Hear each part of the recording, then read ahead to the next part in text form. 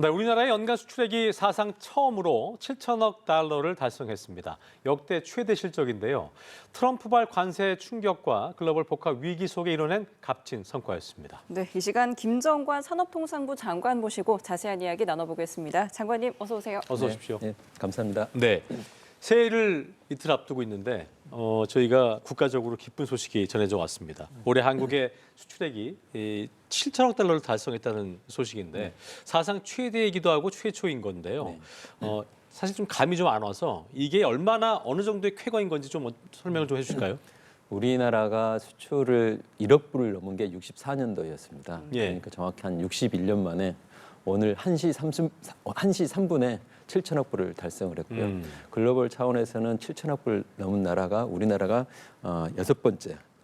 네, 그러니까 정말 대단한 쾌거인 거죠. 그렇죠. 그런 의미에서 큰 의미가 있고요. 저희들은 수출이라고 하면은 단순하게 수출 숫자만 있는 게 아니라 수출을 통해서 우리 일자리를 지키고 가게가 문을 열고 우리 젊은이들의 일자리를 확보하는 그야말로 큰 성과라고 생각합니다. 그렇군요. 네, 그러니까 사실 올해는 이제 미중 갈등에 트럼프발 관세 압박까지 겹치면서 글로벌 불확실성이 어느 때보다 높은 한 해였기에 수출 전망에 대해서 우려의 목소리가 많았는데요. 오히려 기록을 경신을 했습니다. 장관님께서는 가장 큰 배경을 어디에서 찾고 계실까요? 우선 금년 시작을 할 때 올해 수출은 대부분의 전망 기관들이 다 마이너스가 될 거라고 그렇게 예상을 했고 사실 1월부터 6월까지 오는 동안은 계속 마이너스였거든요. 근데 정확히 7월부터 숫자가 플러스로 상승하기 시작해가지고 지난 6개월 동안 매월 월 최고치를 갱신하면서 달려왔습니다. 그런 의미에서 새 정부에 대한 출범과 함께 그리고 우리 투자자들의 시장에서 신뢰 이런 부분들이 큰 역할을 했다고 생각을 하고요. 무엇보다도 저희들이 중요하게 생각하는 것은 말씀하셨다시피 통상의 불확실성, 관세 이슈 여러 가지 있었는데 특히 저희들이 주목을 하는 건 자동차가 사실 큰 관심이었었잖아요. 근데 미국에서는 마이너스였지만은 전체적으로는 플러스가 됐습니다. 그렇군요. 그리고 또 최근에 AI 때문에 반도체 수출이 굉장히 늘어나면서 호조가 되고 더 나아가지고 최근에는 K 소비재에서 K 화장품, K 푸드 이런 부분들까지 골고루 지역적으로 또 단순히 미국과 중국만이 아니라 골고루 더 늘어나고 해가지고 저희들이 보기에는 이렇게 큰 성과를 할 때는 정부뿐만이 아니라 기업 그리고 같이 일하는 노동자들 우리 근무하는 회사원들 모든 부분들이 협심해서 이룬 큰 성과라고 생각을 합니다. 네. 자, 그렇다면 이렇게 좋은 숫자를 냈고 성과를 냈는데 그 숫자의 면면을 좀 들여다 보겠습니다. 수출 증가의 좀 내용을 보면 반도체 같은 어떤 일부 성장 산업들에 좀 의존했다는 지적도 있어서 사실 이 수출 품목의 다변화, 그러니까 편식을 하면 안 되고 다변화가 필요한 부분이잖아요. 장관님 보실 때 어떤 대책이 좀 필요하다고 좀 보십니까?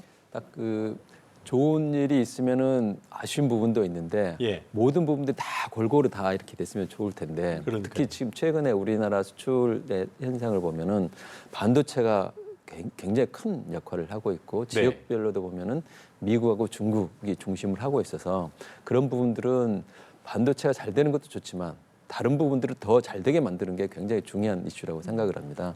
특히 최근에는 한류 붐을 타고 우리 소비재 그리고 또 음식, 캣푸드라고 하는 부분, 또 화장품 이런 부분들이 굉장히 많은 큰 각광을 받고 수요가 많이 늘어나고 있거든요.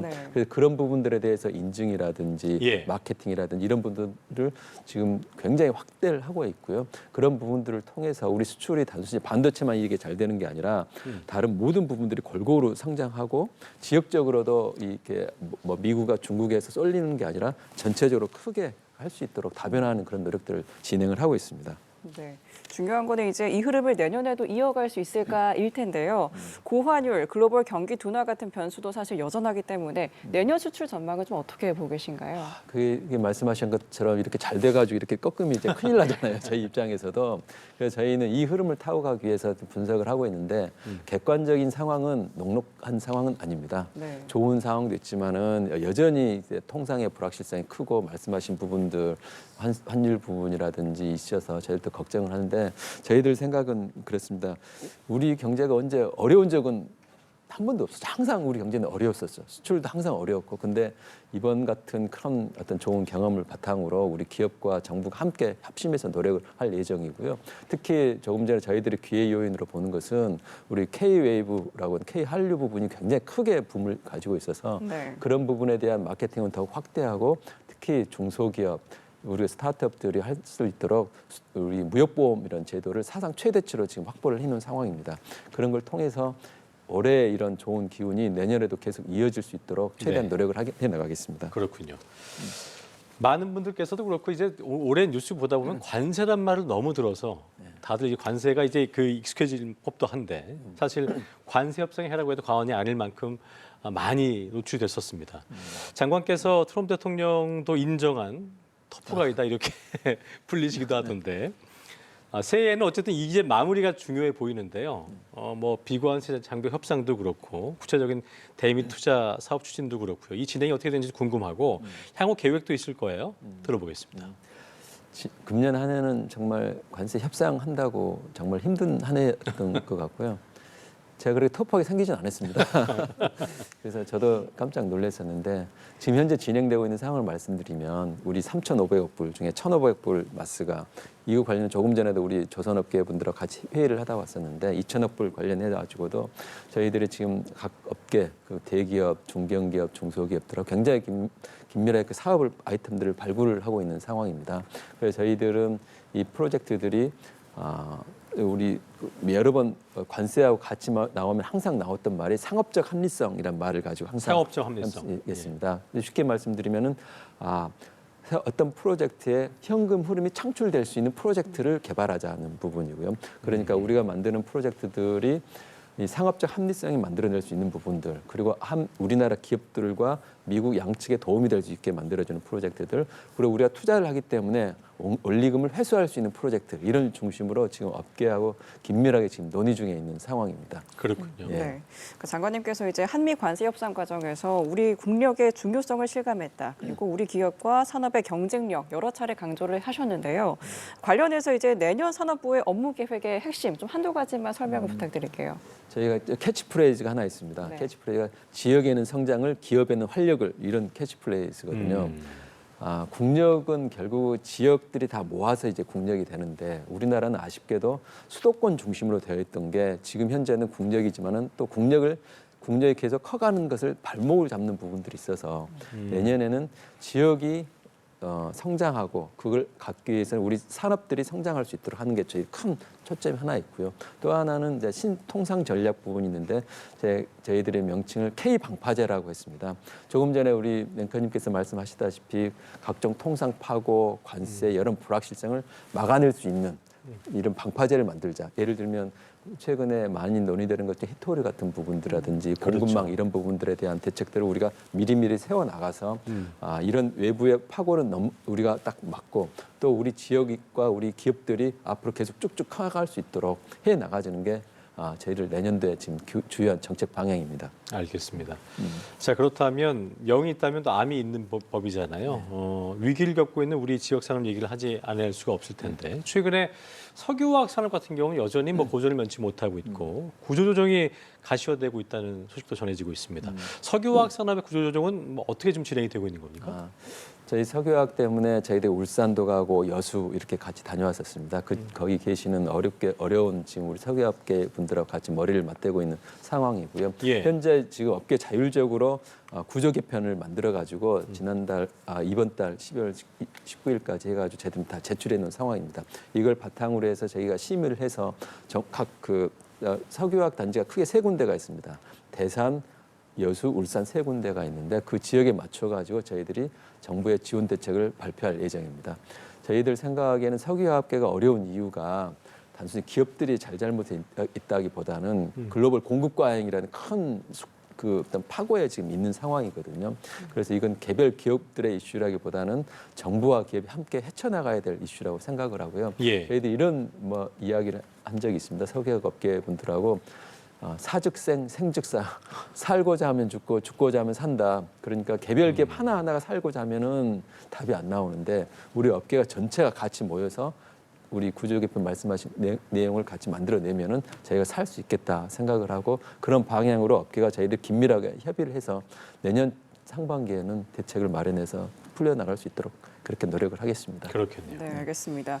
최근 산업부 조직 개편도 눈에 띄었습니다. 12년 만에 가장 큰 폭의 개편이 이루어졌는데 에너지가 빠지고 인공지능 전환을 강화한 것으로 알려졌습니다. 특히 제조업 AI 대전환, 이른바 맥스 전략을 강하게 밀고 계신데요. 맥스 전도사로도 불리신다고 들었습니다. 이거 어떤 내용일까요? 우선 그 맥스 전도사가 제가 가장 앞으로 퇴임하고 나서도 네. 저 사람이 맥스 전도사였다는 소리로 제가 그렇게 남고 싶은 건데 맥스라는 게 영어 표현이긴 한데 맥스가 매니팩처링 제조업, AX가 보통 AI 대전환 이런 뜻이어서 첨단 제조의 AI 대전환 이런 의미입니다. 그렇군요. 우리 제조업들이 지금 사람 이슈, 인건비 이슈 여러 이슈 때문에 굉장히 힘들어하는데 이 부분에다가 AI를 입혀서 쉽게 말하면 우리 제조업의 생산성을 높이자 하는 그런 운동입니다. 지금 현재 펼쳐지고 있는 글로벌 상황에서 AI 부분들이 이걸 접목시키지 않으면 우리 제조업도 우리 AI 기업도 우리 경제도 미래가 없다고 저희는 판단을 하고 있고요. 특히 저희 산업부가 담당을 하고 있는 제조업의 AI를 통한 혁신을 통해서 우리 제조업의 경쟁력도 올리고 그리고 조금 전에 우리 일자리도 높이고 하자는 그런 게 저희 취지입니다. 그렇군요. 예. 산업부의 이 부분 가짜일 30% 줄이기가 올해 업무 보고에서 화두가 됐는데 대통령도 이를 언급하면서 산업부가 모험사를 만들어야 된다. 그리고 다른 부처도 따라가야 된다고 언급을 하셨잖아요. 가짜일 줄이기 어떤 얘기입니까?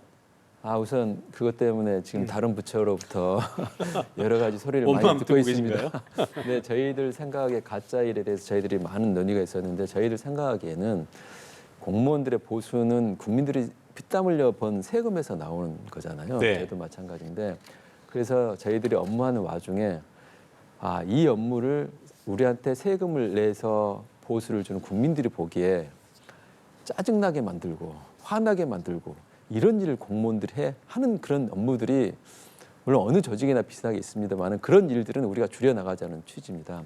예를 들면 보고를 위해서 대기하는 거. 상사가 퇴근을 안 하고 있으면 아무 일도 없으면서 퇴근을 안 하는 거. 뭐 언론사는 어쩐지 모르겠습니다만 그리고 또 보고서를 위한 보고서. 왜냐하면 이 공무원들은 정말 많은 보고서를 양산을 하는데 굳이 보고서를 안 만들고 여기 오늘 나왔던 것처럼 그냥 그대로 말을 하면 되는 것들도 보고서를 만드는 거거든요. 보고서에는 국민들이 준 노트북도 써야 되지, 전기도 써야 되지, 월급에 세금도 시간도 넣어야 되지, 종이도 써야 되지 여러 가지 비용들이 많이 들어가잖아요. 그래서 저희 생각에는 더 나아가서 또 불필요한 행사들. 그래서 할 수만 있으면은 국민들이 보기에 짜증나는 일들은 좀 줄여나가자. 그리고 조금 전에 제가 지역성장, 기업 활력 했는데 진짜 해야 될 일들에 집중을 하자. 가짜 일을 줄여나간 만큼 진짜 일에 중심을 가지고 우리들에게 월급을 주시는 보수를 주시는 국민들이 보기에도 이런 일을 내가 보수를 줬더니 하는구나 뿌듯해할 수 있는 일을 좀 더 하자는 그런 취지입니다. 네. 그렇군요. 자, 그리고 내년 2월까지 5극 3특 성장 엔진 사업을 확정하겠다라고 하셨습니다. 수도권 1극 체제를 넘어서겠다라는 구상인데 핵심 취지는 뭐고 또 이 내용과 기대 효과 어떤 게 있을까요? 5극 3특이 이제 지역의 작은 단위와 큰 단위에서 이렇게 하자는 취지인데요. 그동안의 지역 발전이라고 하면은 정부 주도 많이 했었죠. 중앙정부가 주도하거나 지방정부가 했었는데 아쉬운 것 중 하나가 정부가 주도를 해도 기업이 지역에 내려가지 않으면 지역이 성장을 할 수가 없습니다. 그래서 지금 5극 3특 전략은 기업들이 지역에 내려가게 만들 수 있는 게 뭐가 있을까? 그거 이제 5종 세트라고 저희들이 하는데 규제, 자금, 인재, 재정, 금융, 혁신 이 5가지의 그 5종 세트를 통해 가지고 기업들이 그전에는 정부가 기업들을 등을 떠밀려서 나갔다고 하면은 기업들이 이런 인센티브 구조를 통해서 이제는 기업들 자발적으로 지역에 가도 기업을 할 만하겠구나 하는 그런 시스템을 만들어주자는 취지거든요. 그리고 지금은 그런 게 안 되어 있습니다만은 각 지역별로 우리나라에 필요한 산업들이 뭐가 있을지를 봐서 수도권에만 산업이 있는 게 아니라 각 지역에도 특색 있는 산업을 만들고 그 지역에서 성장할 수 있도록 하자는 그런 취지에서 5기 선택 전략을 만들고 있고요. 지금 한참 기업들하고 각 지역 정부들하고 같이 지방 정부와 같이 논의를 중에 하고 있고요. 저희들이 한 내년 2, 3월 정도 해서 저희들이 구체적인 방안을 우리 지방시대위원회하고 같이 발표할 예정으로 있습니다. 네, 저희가 쭉 이제 일 관련 얘기, 업무 관련 얘기를 했는데 끝으로 다른 얘기를 짧게 듣고 마무리를 해보겠습니다. 지방선거 앞두고 장관에 대해서도 정치권 차출론이 좀 부상하고 있는 모습인 것 같은데 이에 대해서 어떤 생각이신지 듣고 마무리하겠습니다. 아마 저도 그런 이야기 듣고 한편으로는 감사하기도 하고 이렇게 부족한 사람을 그렇게 해주셔서 감사하다는 생각인데 아마 그게 관세 협상 때문에 그런 이야기가 네네. 나왔는데 저는 그냥 말씀드리면은 그런 생각은 전혀 없고요. 그냥 저는 열심히 지금 오늘 말씀 드신 것도 알겠지만은 정말 중요한 일들이고 우리나라 발전을 위해서 소중하기 때문에 네. 지금 하고 있는 일에 진력할 수 있도록 해주시면 감사하겠습니다. 네, 알겠습니다. 이 시간 김정관 산업통상부 장관과 함께 다양한 이야기 나눠봤습니다. 오늘 말씀 고맙습니다. 고맙습니다. 네, 감사합니다.